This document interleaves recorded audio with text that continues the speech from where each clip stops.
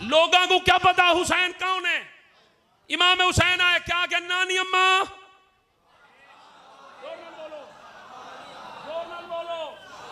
ابا بولو بولو ابا ہے سنیں ایک حدیث پاک سن دے پڑھ دے ایک حدیث پاک پڑھ دے امام حسین 1.5 سال دے ہاں 1.5 سال دے بھامنے پوندے ہاں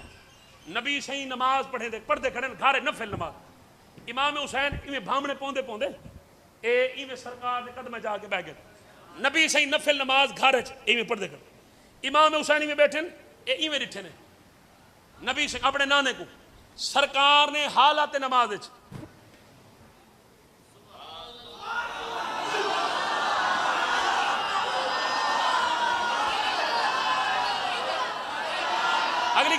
اگلی ایک منٹ سرکار حسین ہی تھائیں نبی ہی تھائیں